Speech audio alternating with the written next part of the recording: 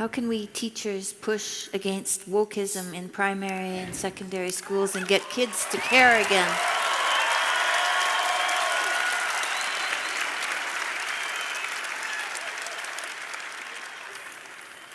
Oop. Well, the first thing I would say is talk it over with your family, right? Because if you're going to enter the fray, you better not do it accidentally, and you better do it with some preparation. And I would say, get your resume in order. Yeah. Lay out an alternative pathway forward. You know, there may be other places you can find work. But you have to have that in your back pocket, because you can't enter into a war without being prepared. And you can't do this stupidly and impulsively. And then you got to think about what it is you're fighting about and why. And you know, if you're a sensible teacher, you're fighting to be able to serve your students properly and to tell the truth, right? That's what you're fighting for if in your whole life, if you have any sense, but certainly on the teaching front. And I don't think there is a more dire sin than corrupting children. That's pretty much pinnacle sin right there.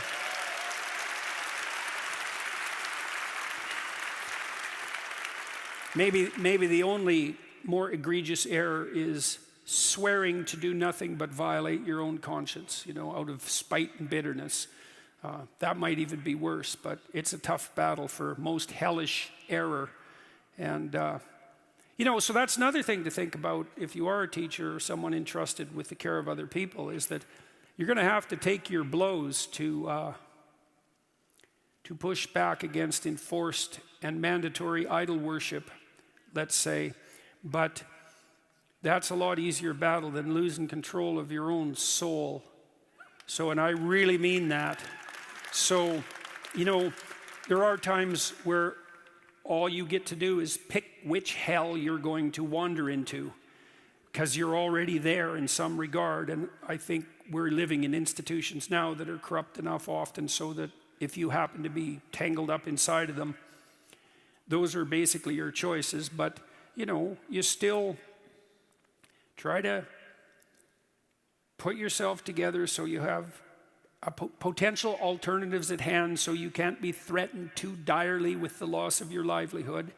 And talk to your family, talk to your friends carefully, lay out a plan, use minimum emotion, minimum force, start talking to parents, because what you'll find as a teacher is that like 85% of parents agree with you, or 90% or 95%.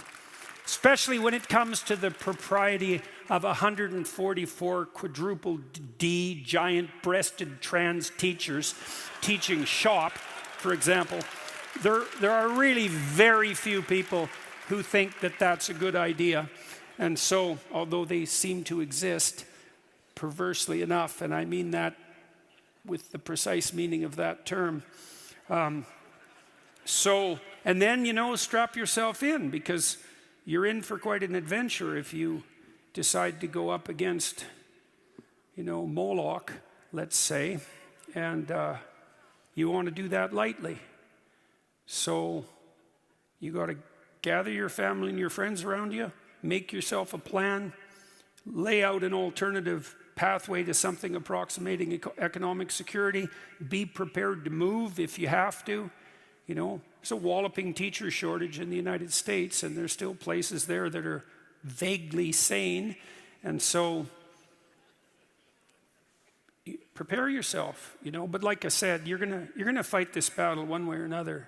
We're all in it. And you know, you might think, I'll just keep my mouth shut and wait. And it's like, the problem with that theory is that as you keep your mouth shut and wait, you get weaker and older.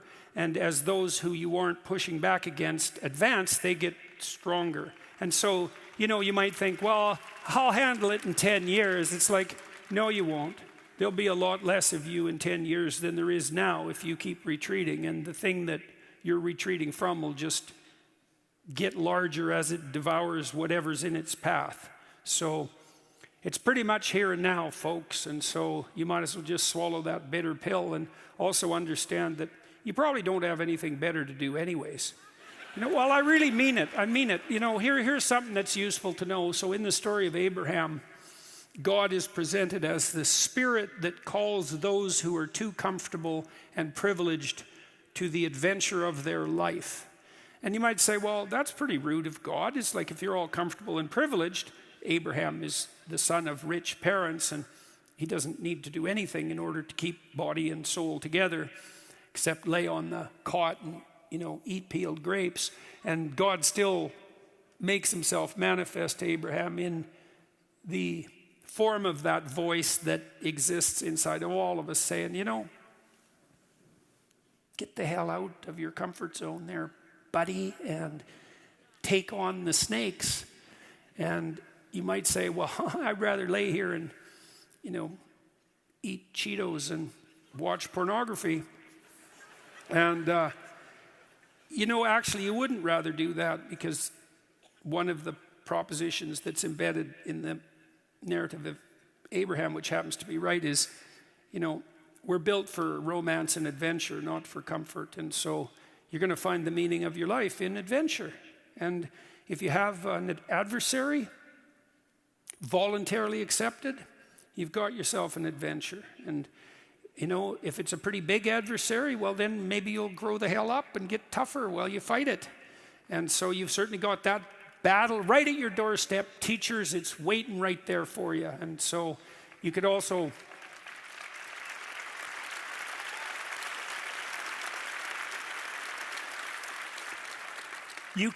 imagine that you don't have anything better to do than what's right. And I don't just mean morally better in terms of your traditional duty. I mean literally better. There is nothing that you have to do that's better, all things considered, than to do what's right. That's why it's right. And you know that, and the reason you know that in part, because when you don't do what's right, your conscience tortures you. And that pesky little thing, and it won't go away. And that's pretty weird. Like, what's that about? Why can't you just give it a slap and, keep wandering on your merry way? And the answer is, well, that isn't how reality is constituted. So do what's right and see what happens. One of the things I did come to understand is that the adventure of your life is embedded in truthful speech. So if you dissemble or remain silent, then you're hiding your light under a bushel. You're not revealing into the world, unfolding into the world who you are. And so that means you're not living. And you're going to suffer and be weak and waste yourself if you're not living, by definition.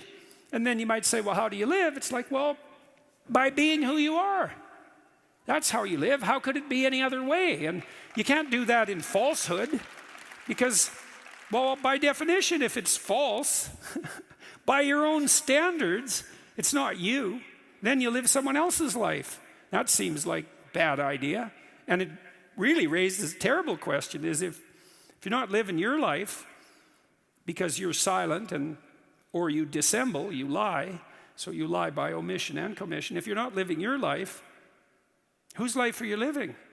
And if you don't have control of your tongue because you're lying, who has control of your tongue? And the answer is, well, if you're lying, that the spirit of deceit has the control of your tongue. And I can tell you for certain that there is no worse master than the spirit of deceit. So that's what rules totalitarian states, right? And you might think, well, that sounds kind of metaphorical. It's like, no, it's not metaphorical at all, although it's also metaphorical, I suppose.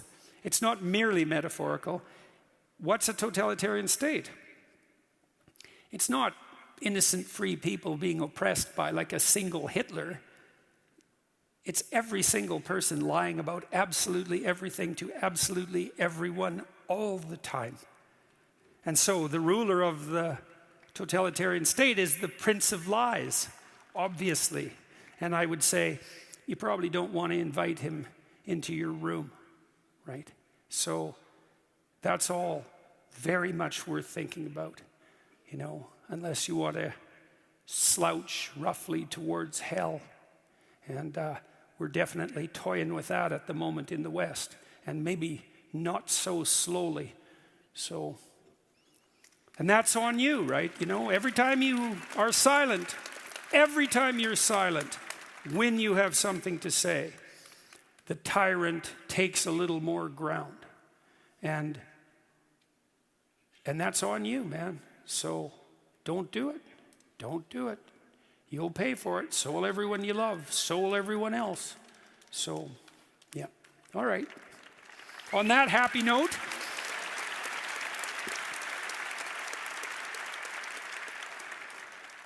Jordan, did you make your bed this morning? yeah, actually, I was in a hotel room, so I didn't have to. But Did you? yeah, I did. So there. Ha ha.